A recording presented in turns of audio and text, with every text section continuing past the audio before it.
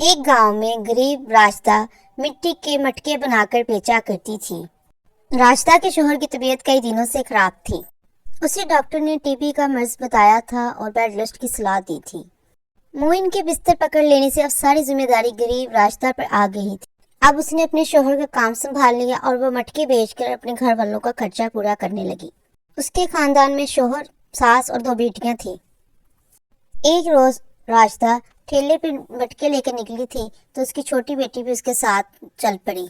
बड़ी देर तक कड़ी धूप में खड़े रहकर रास्ता ग्राहकों का इंतजार करने लगी।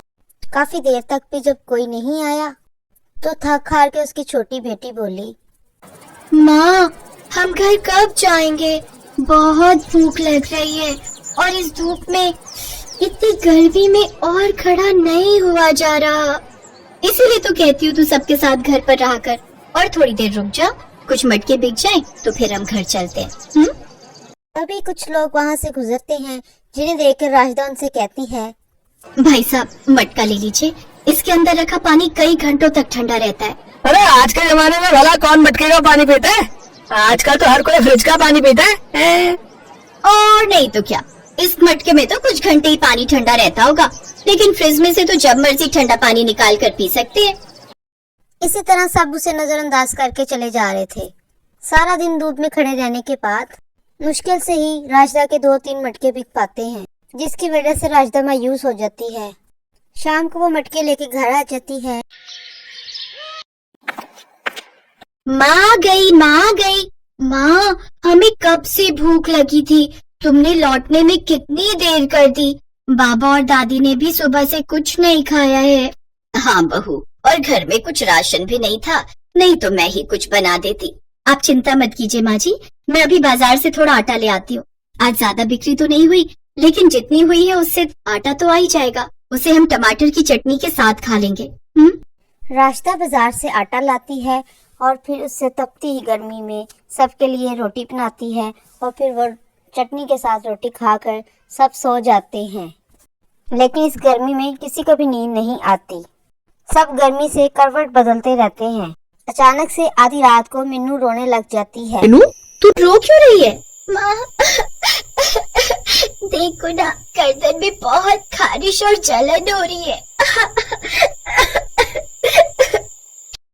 ये तो गर्मी के कारण तेरे शरीर पर लाल लाल दाने हो गए। तू रुक, मैं अभी तुझे नीम का लेप बनाकर लगा देती हूँ। राशिदा नीम की पत्तियों का लेप बनाकर उसकी गर्दन पे लगा देती है और अपनी गरीबी को कोसते हुए रोने लगती है। आज हमारी गरीबी की मार हमारी बच्चियों को भी झेलनी पड़ रही है। आज हमारे घर पर पंखा होता तो इतनी तकलीफ ना होती। मुझे माफ करना। आज मेरी वजह से तुम सबको कितने दुख उठाने पड़ रहे हैं। तुम सारा दिन मेहनत करती हो और मैं यहाँ खाट पर पड़ा रहता हूँ। आप खुद को क्यों दोष देते हैं जी? ऊपर वाले को जो मंजूर होता है वही होता है। अब आप ज्यादा मत सोचिए और सो जाइए। अगली सुबह राशिदा मटका बनाने के लिए मिट्टी लेने के लिए नदी के किनारे जाती है। नदी के किनारे उसे एक कछुआ दिखाई देता है। कछुए के पाँव पे चोट लगी होती है और उसके पाँव से खून निकल रहा होता है। कछुए को तो कितनी चोट आई है। राशिदा पत्तों का लेप बनाकर उस कछुए को लगा देती है। तुम्हें दर्द नहीं होगा, मैंने लेप लगा दिया है, तुम जल्दी ही ठीक हो जाओगे। अच्छा, अब मैं चलती हूँ, मुझे मटके बनाकर बेचने भी जाना है।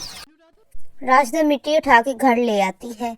फिर उससे मटके बनाकर धूप में सूखने के लिए रख देती है और एक दिन पहले बने हुए मटकों को बाजार बेचने चली जाती है। के ले लो मटके, पानी को रखे ठंडा और ताजा, सेहत को ना करे कोई नुकसान। मटके ले लो मटके। राशिदा काफी देर तक गलियों में घूम घूम के मटके बेचने के लिए निकलती है, लेकिन उसका कोई भी मटका नहीं बिकता और वो वापस ठेला लेके घर की तरफ लौट पड़ती है। रास्ते में उसे वही नदी नजर आती है। वो उस नदी के किनारे बैठकर रोने लग जाती है। आज तो बोनी तक भी नहीं हुई, खाली हाथ घर जाऊंगी तो बच्चों को क्या जवाब दूंगी। वो सब भूखे पेट मेरे आने की राह देख रहे होंगे। इतनी मेहनत करने के बाद भी ना तो मैं अपने परिवार को इस गर्मी से बचा पा रही हूँ और ना ही उन्हें पेट भरने के लिए खाना दे पा रही हूँ। अपनी आंखों के सामने अपने परिवार की लाचारी मुझसे अब नहीं देखी जाती। इससे तो अच्छा होगा कि मैं इस नदी में कूदकर आत्महत्या ही कर लूं। राशिदा की सारी बात सुनकर वो कछुआ बाहर आ जाता है। नहीं, ऐसा मत करना। अगर तुमने ये कदम उठाया तो तुम्हारे बिना तुम्हारे परिवार का क्या होगा? और आखिर तुम ये कदम उठाना क्यों चाहती हो? अरे तुम बोलते भी हो। बोलने वाला कछुआ तो मैं पहली बार देख रही हूँ। क्या तुम बोल सकते हो? हाँ, मैं एक बोलने वाला कछुआ हूँ। आज सुबह ही तुमने मेरी मदद की थी और आज जब तुम परेशान हो तो मैं भी तुम्हारी मदद करना चाहता हूँ। रास्ता उसे अपनी सारी बात बताती है। उन मटकों में से एक मटका मेरे पास ले आओ, फिर देखो चमत्कार।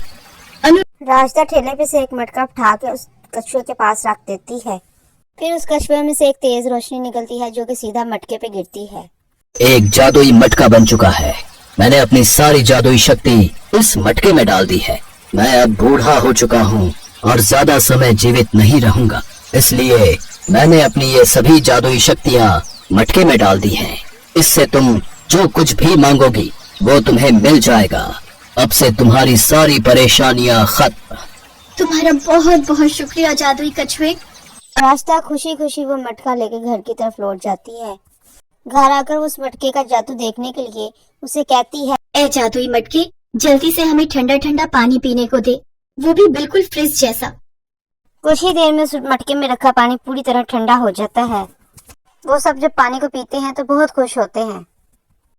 माँ, आज तो सचमुच मजा आ गया। अरे वाह, ये तो सचमुच का जादुई मटका है। ए जादुई मटके, इस गर्मी से हमें राहत देने के लिए एक एसी प्रकट कर। तभी उनके घर में एसी आ जाता है जो कि बहुत ठंडी ठंडी हवा देने लगता है। लेकिन ये चमत्कार कैसे हुआ? रास्ता उन्हें सारी बात बताती है। अरे वाह, तो क्या ये हमारी हर ख्वाहिश पूरी कर सकता है? क्या ये मुझे ठीक भी कर सकता है? ए जादुई मटके, मुझे जल्दी से ठीक कर दे, बहुत ज्यादा तकलीफ में हूँ। उसके इतना कहते ही मोइन अपने पैरों पे खड़ा हो जाता है और वो पूरी तरह ठीक था। अब तो बिल्कुल ठीक हो गए जी। ए जादुई मटके, मुझे ढेर सारी सुंदर फ्रॉक और खिलौने दे। अरे वाह, इतनी सुंदर फ्रॉक। ए जादुई मटके, हमने कई दिनों से ठीक से खाना नहीं खाया, तू मेरे परिवार को ढेर सारे पकवान दे दे। उनके सामने ढेर सारे पकवान आ जाते हैं और सब कई साल बाद इतने मजे के पकवान खाते हैं और पेट भर के खाना खाते हैं और फिर एसी की ठंडी ठंडी हवा में सो जाते हैं। उनको जो भी चाहिए होता उस जादुई मटके से मांग लेते। अब वो सब एक बड़े पक्के घर में अमीर की जिंदगी गुजारने लगते हैं। एक रोज वो मोइन के साथ कार में बैठकर अपने दोस्त के घर जा रही होती है कि रास्ते में उसकी नजर एक मटके बेचने वाली औरत पे पड़ती है जो तपती धूप में मटके बेच रही थी। उसे देखकर रास्ता को अपने पुराने दिन याद आ जाते हैं और वो उसकी आंखों में आंसू आ जाते हैं। क्या तुम्हारी आंखों में ये आंसू? अरे अब तो हमारे पास सब कुछ है, फिर भी। हाँ, लेकिन अभी भी हमारी जैसे कई बेबस और लाचार लोग हैं जिन्हें हमारी मदद की जरूरत है और मैं उन सब की मदद करना चाहती हूँ। रास्ता उस जादुई मटके से कई सारा राशन का सामान मांगकर उन गरीब लोगों को दिया करती थी और लोगों की मदद किया करती थी। अगर आपको हमारी वीडियो पसंद आई है तो लाइक कीजिएगा, शेयर कीजिएगा, सब्सक्राइब कीजिएगा। Thank you. और बेल आइकन का बटन जरूर प्रेस कर दीजिएगा, इससे हमारी आने वाली आपको हर वीडियो आसानी से मिल जाएगी।